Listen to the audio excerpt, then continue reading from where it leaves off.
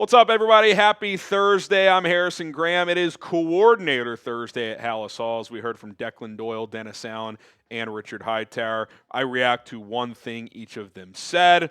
Crowded Bears injury report. It's a lot of names on there today. Some good news, though, that we're going to discuss. And then the latest on Aaron Rodgers. Is he going to play? Is he trending in that direction? We'll discuss all of that here on today's show. Let's talk about the coordinators first. Declan Doyle spoke for several minutes today, and there was something he talked about Caleb Williams that I wanted to kind of dive into here. He said, quote, "I remember in either the offseason or training camp, everyone was looking at us funny for throwing a bunch at him. We knew this was kind of the vision of where we wanted to go. We were going to give him a lot of information that he was going to have to process, and he was going to have to learn to process it quicker and get better at it. He's done that every week, and that's something that we're still working through. But I think that he would tell you right now that he's come a long way from that first day of the offseason until now, and we've still got a long way to go, and that's the message."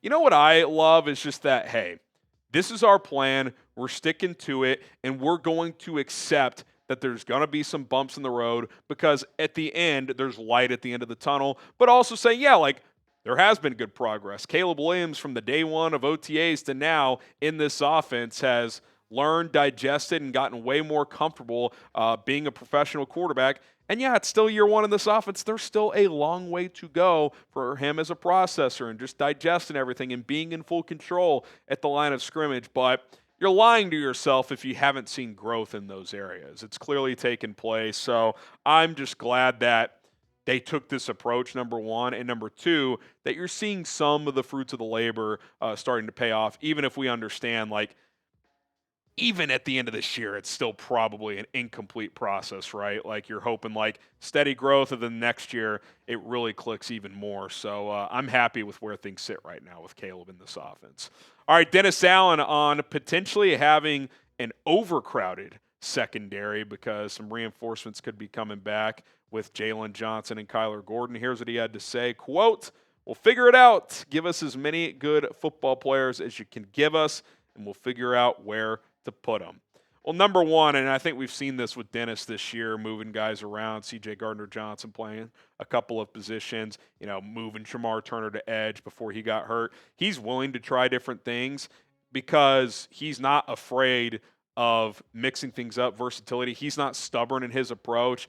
Don't want to pick on the former coach, and the former coach did have some good defensive principles, even if some of them are outdated. That's not really something they would have done before. It's like, hey, you're this as a player, and that's kind of all you are. Dennis Allen saying, okay, like, yeah, if we have 6, 7, 8 starting caliber defensive backs, we'll figure out how to use them. We'll make it work. We'll put some guys in the box. We'll put it together and figure out who plays how many snaps and what everybody's role is. And, probably some of that is based on who they're going to be playing that given week. And look, on top of all that, if what's taking place this year continues, chances are they're never going to all be healthy at the same time, because this defense has just been hammered with injuries all season long. All right, Richard Hightower was asked about Cairo, Santos. Obviously, Jake Moody out the door. And Richard Hightower is very appreciative of his kicker, saying that he is resilient, clutch, and dependable. And I'll say this, and I know people are pissed that Jake Moody's gone, and people are kind of over Cairo Santos. I think for the most part, Hightower's right here. Does he have the strongest leg? No. Long term, would you like to have a bigger leg kicker? Yes. But Cairo is a clutch kicker. He's made some big kicks here. He has been dependable. I've always said this. There's been a couple exceptions this year, but for the most part, when in range, he's very reliable. Now, the problem is he doesn't have the range some other kickers have. He's missed a couple this year that you would expect him to make, but throughout his Bears tenure, even though he's not the most aesthetically pleasing kicker, like his 50-plus yarders aren't halfway up the net like some of these other guys are, if the protection is there, the kick usually splits the uprights. Like, the data shows us that. He actually has set a Bears record for most 50-plus yard kicks. So, yeah, he's not banging in 59-yarders, but if he's in range, which is about 55 and less, he's usually pretty reliable. Doesn't always look the prettiest, but he is pretty reliable. And I like that he said he was resilient, too. For him to miss that kick and then have to come back and make that last one, that shows a lot. And Ben Johnson talked about him being a captain this week and how he's been huge for that special teams group as a whole. So, we can have big picture conversations on Cairo for beyond this season, but I can't really blame, and I'm not really surprised that the Bears, stuck with him over Jake Moody when the Commanders came calling to get Moody off the practice squad. All right, subscribe to the channel. We're bringing you guys daily Bears content, 100% free. We don't charge a dime. We do appreciate the super chats and all that type of stuff. It does help, but we do not charge you guys a penny. Subscribe, turn on the notifications. We will continue to pump out content. All right, let's get to the injury stuff here. The Bears' crowded injury report. You look at the left side of your screen. Top 3 linebackers, second straight day, did not practice. Tremaine Edmunds with the groin. TJ Edwards still dealing with that hand and hamstring issue. I am not expecting him to play this week. And Noah Sewell with an elbow injury. Not really sure when he and Tremaine got hurt, but clearly at some point they did. Roschon Johnson popped on the injury report today. He was full yesterday. Now he's got a thumb issue, so not really sure what that's about. Travis Homer dealing with a hamstring and knee issue. Joe Thuney just a rest day, so no concern there. Let's be honest, the Bears are in trouble at linebacker this week. I mean, if you're lucky, one of those 3 players plays on Sunday, and I don't think TJ is going to be that guy because he hasn't practiced or played in 2.5 weeks. So is he going to randomly practice on a light day on Friday and play Sunday? I don't think so. We'll see about Tremaine. We'll see about Sewell. I'm not super optimistic there. Here are your healthy linebacker options for this game. On the 53, you got DeMarco Jackson, Ruben Hippolyte, Eamon Ogbongbemiga, and then Carl Jones and Jalen Reeves-Maybin are on the practice squad. Reeves-Maybin, who signed this week, who we figured was primarily for special teams reasons, which I still think is, but given what you have this week, he could be a game day elevation and a guy who has to eat some snaps up. You're pretty thin there. Dennis Allen probably going to have to deploy some dime packages. Producer Colin made a good point saying maybe you play more 5 defensive lineman looks to help stop the run against Pittsburgh, because if I'm the Steelers, I'm looking at this injury report. I already want to run the football with Aaron Rodgers not 100% or having to play Mason Rudolph. And B, they don't have any linebackers. So I'm going to play 2-3 tight end personnel and run the ball until the Bears can stop it. And without reliable linebackers, that's going to be tough on the Bears defense. We'll see if Dennis Allen can find a way. All right, coming up, some more Bears and Steelers injury news. We'll get to some more positive things for the Bears on the injury front. And then we'll talk Aaron Rodgers, of course. But first, I want to tell you guys about today's sponsor. That is Ethos. Life insurance, guys. It's important. It's one of the most important investments you can make in your family. And now with Ethos, you can get covered and protected in minutes with rates as low as $2 per day, billed monthly. You can also get up to $3 million in coverage. As a husband and father having life insurance, it's absolutely vital. It's something I do not want to take for granted. Ethos is revolutionizing the insurance industry with a 100% online process and can provide protection for you and your loved ones. Ethos is an online platform that makes getting life insurance fast and easy to protect your family's future in minutes, not months. With Ethos, you can get life insurance in as little as 10 minutes. They have no medical exams, just a few easy health questions online. You can get same-day coverage without ever leaving your house. Ethos is a trustworthy company that disrupts the traditional life insurance industry. So don't wait any longer. Protect your family with life insurance from Ethos. Get up to $3 million in coverage in as little as 10 minutes at ethos.com/NFL Daily. That link will be in the comments and description, ethos.com/NFL Daily. Application times may vary. Rates may vary as well. All right, more on the Bears injury report. Theo Benedict, I want to talk more about that situation in a second. He popped up today limited with a quad.